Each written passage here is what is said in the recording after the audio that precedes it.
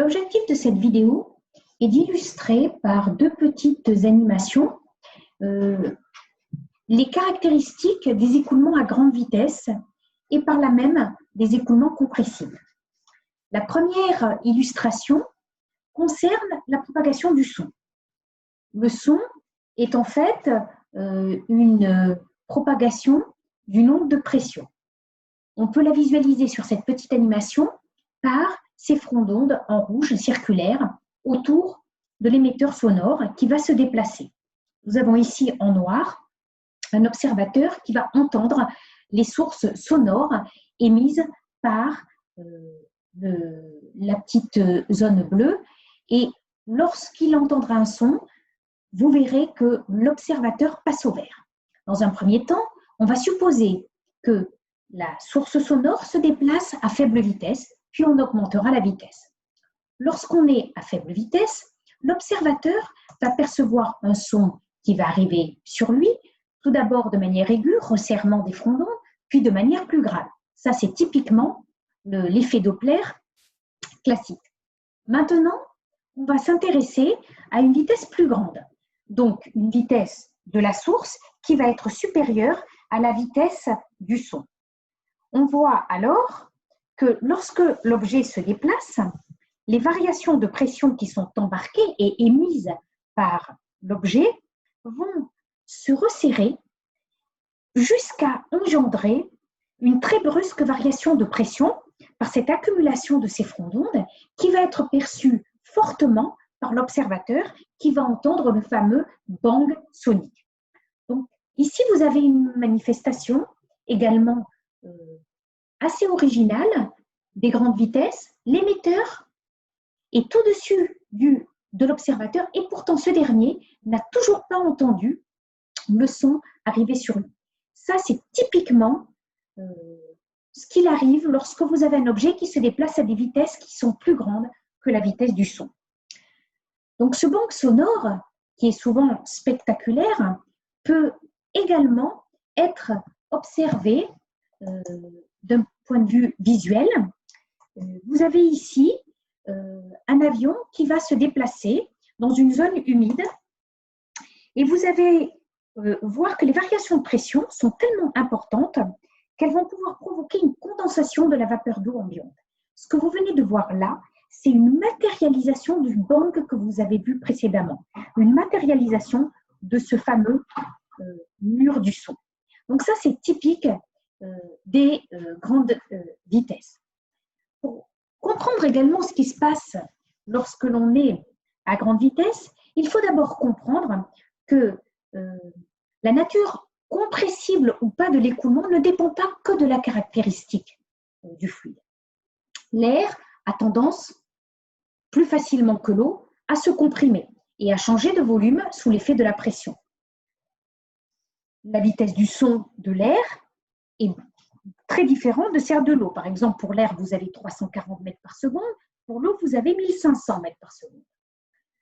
Pour dire que l'écoulement que vous allez étudier va être régi par une dynamique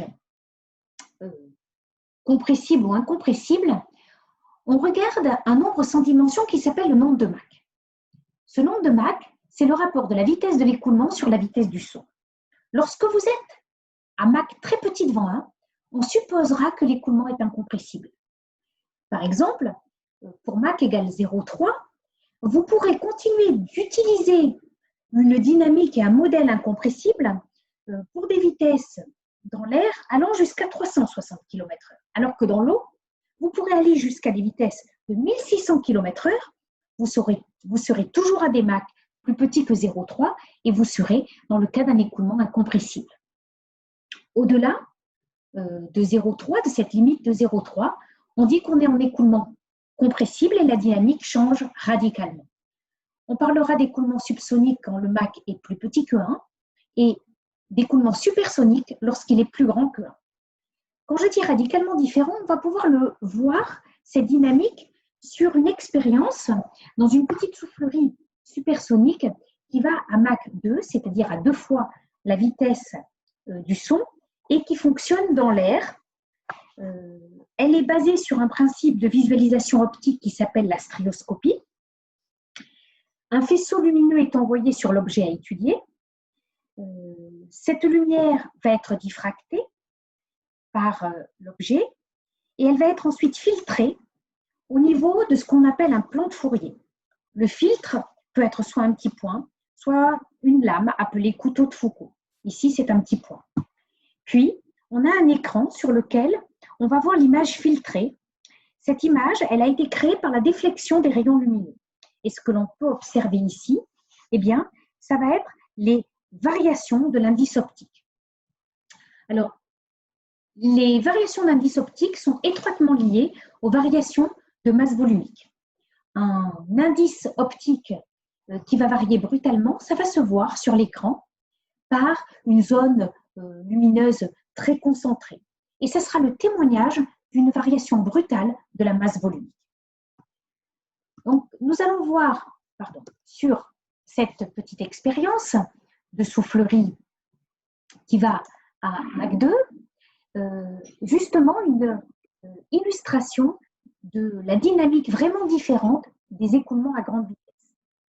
On va envoyer ici, dans cette zone d'étude, un écoulement d'air comprimé qui va se détendre et qui va arriver à très grande vitesse, à un Mach de 2, sur des petites maquettes que l'on peut mettre dans cette soufflerie, qui sont d'ailleurs sur un rail que l'on peut bouger. Vous voyez ici le bras articulé qui permet d'incliner la maquette. Donc, on peut changer les maquettes, les relier à des prises de pression.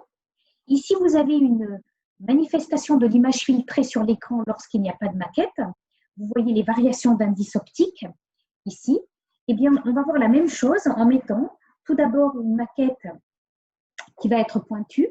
Vous voyez ici des zones plus sombres, variation brutale d'indice optique, donc témoignage du fait que l'écoulement est compressible. Vous avez eu une forte variation de la masse volumique ici. De même, si vous changez l'objet, maintenant je vais mettre une petite sphère dans la soufflerie et je vois de même une structure assez étroite sur laquelle l'indice optique a varié brutalement. C'est une manifestation de cette onde de choc sur cette zone d'épaisseur faible, donc une variation de la masse volumique que l'on a, même si l'on met un disque. Ici, pareil, vous avez cette modification-là. Alors, comment comprendre à grande vitesse l'apparition de telles structures? Pour comprendre cela, il faut se ramener au lien entre l'air d'une tuyère et la vitesse. Dans le cas incompressible, vous avez pour un écoulement stationnaire la loi classique U fois A égale constante. Je veux accélérer, donc je veux augmenter ma vitesse. Donc, qu'est-ce que je fais? Je crée un convergent, c'est-à-dire une tuyère avec une air qui va diminuer. En compressible, c'est complètement différent, surtout à grande vitesse. Lorsque vous êtes à très grande vitesse, avec des Mach très grands devant 1, vous avez une loi différente qui est écrite ici et que l'on peut obtenir en écrivant les équations de bilan. Ce terme va être à très grande vitesse négatif. On voit que lorsque l'on a une tuyère qui va s'évaser, donc un dA qui va être positif, eh bien, contrairement au cas incompressible, on va accélérer. Dans le cas incompressible, dans le divergent, on ralentit. Dans le cas compressible à grande vitesse, on accélère.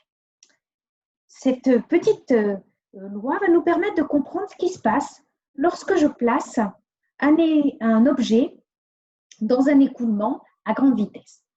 Commençons d'abord à faible vitesse, mais en écoulement compressible, pour voir la différence. Mach plus petit que 1.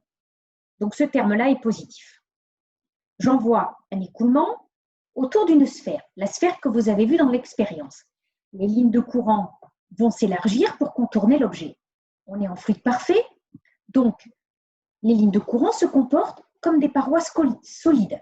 Euskal-Rn, condition de glissement sur la ligne de courant. L'écoulement à une faible vitesse. On est dans une région où l'air augmente, on est en train de ralentir. Ce qui tombe bien puisqu'ici, vous avez un point de vitesse nulle. Même expérience, mais avec un écoulement à grande vitesse. M plus grand que 1, qu'est-ce que l'on veut faire? On veut ici ralentir, puisque ce point a une vitesse nulle. Mais les lignes de courant s'évasent, dA est positif. dA positif, 1 moins m carré est négatif. On doit donc ici avoir du positif pour pouvoir avoir une relation qui est égale à 0. Ce qui veut dire qu'en supersonique, vous êtes en train d'accélérer dans cette région-là. Or, moi, je veux un point de vitesse nul. L'écoulement va devoir ralentir de manière brutale pour pouvoir obtenir ce point d'arrêt, et cela va se faire par une structure très étroite sur lesquelles les vitesses vont ralentir brutalement, la masse volumique va varier brutalement, c'est le choc que vous avez pu voir dans la vidéo. Vous avez donc vu deux manifestations de comportements très différents lorsque l'on est à grande vitesse, à la fois dans la propagation du son et dans la dynamique.